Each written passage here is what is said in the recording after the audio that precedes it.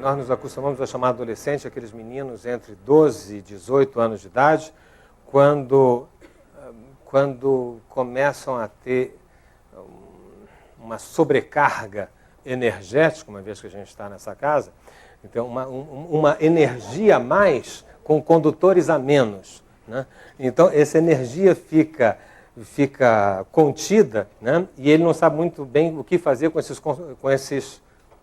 os condutores, né?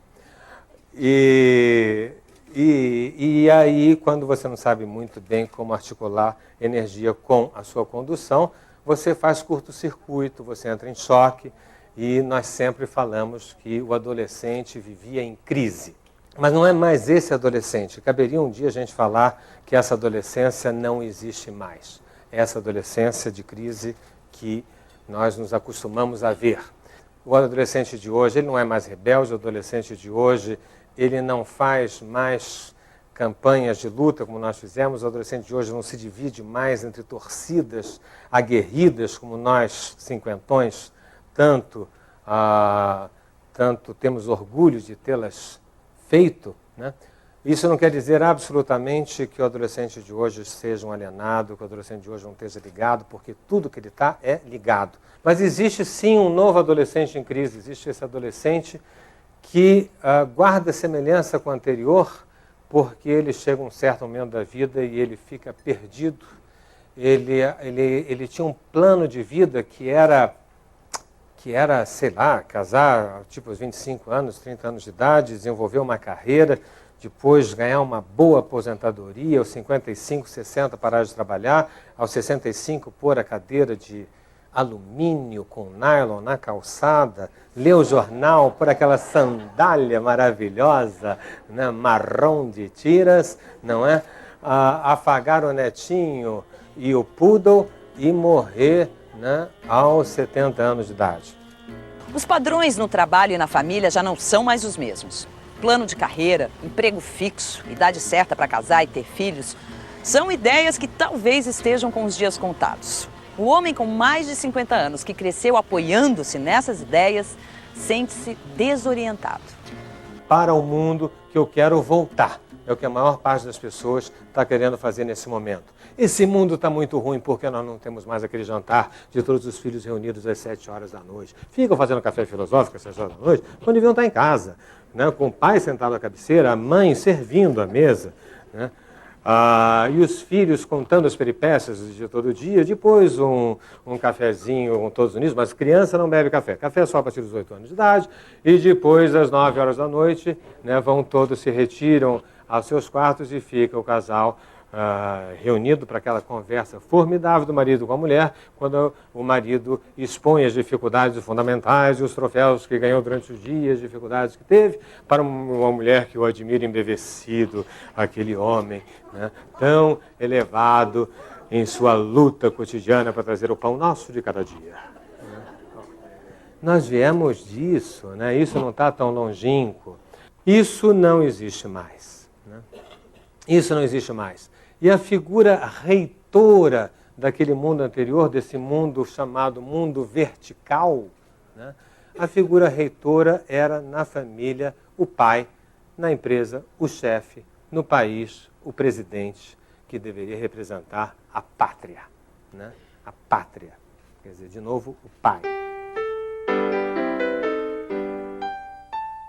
Daí o foco hoje em dia ser sobre esta crise do homem que deveria representar alguma coisa e não representa mais, né? Ele é contestado dentro da sua família, ele quer ser tratado como aquele que se esforçou muito e que conseguiu alguma coisa, e filhos e mulher ou mulheres olham com certo, assim, não, né? Ou ele queria dizer assim, bom, mas agora eu vou ganhar na minha empresa, eu já estou aqui há 30 anos nessa empresa, né? E alguém vai dizer para ele, olha, José, você realmente é um cara muito passivo, você não procurou fazer nada de novo, né? Você está há 30 anos nessa nossa empresa, então você vai ser despedido, viu, José? Né? Aí esse homem vai dizer assim, não, mas olha, Eu comprei, quando eu era jovem, eu comprei a Enciclopédia Britânica. Ela é linda. Quiseram me vender a Barça, mas eu não aceitei, porque os meus filhos iam saber falar inglês.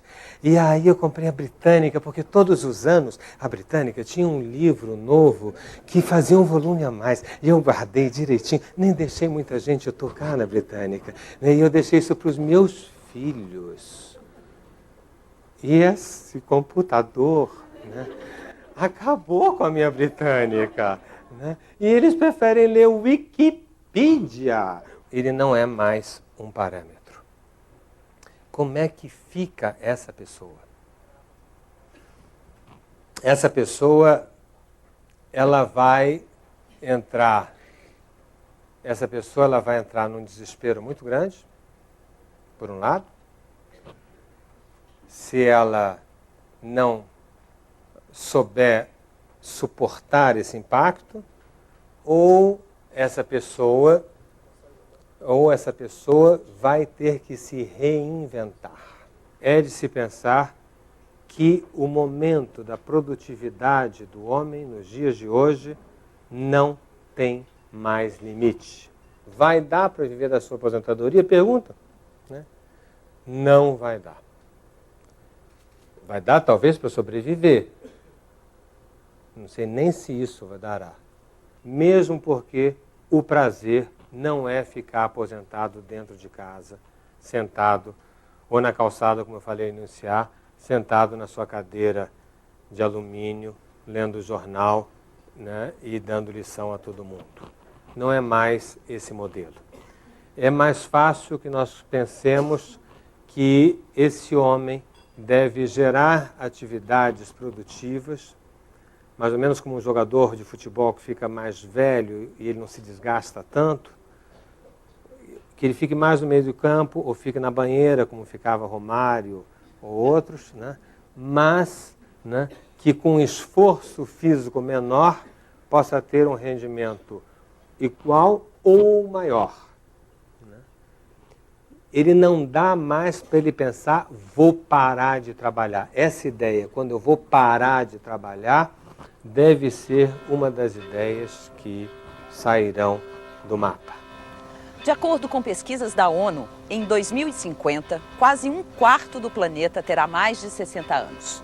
Os estudos da organização apontam que o envelhecimento da população nos dias de hoje é um fenômeno irreversível e sem paralelos na história da humanidade. Como será este mundo mais velho? A nossa sociedade está ficando mais velha. E um enorme problema é que velho não se surpreende. Velho é sábio. Velho diz já sei. Velho diz já vi. Velho diz para que eu vou lá já fui. Né? Velho diz já li. Né? Velho vê televisão, né? Dizendo, tá vendo essa porcaria aí? Pô, de novo esse troço aí? Então desliga, não, eu tenho que ficar aqui, porra, tenho que ficar aqui pra... Se você não ficar aqui, vocês vão ficar vendo essas porcarias aí, né? Sem minha filtragem. É melhor que a pessoa, a cada dia, né, possa não ficar uma criança débil mental. Não, isso não. Ou babando na camisa. Né? Não, mas é recuperar, né, exatamente porque não precisa mais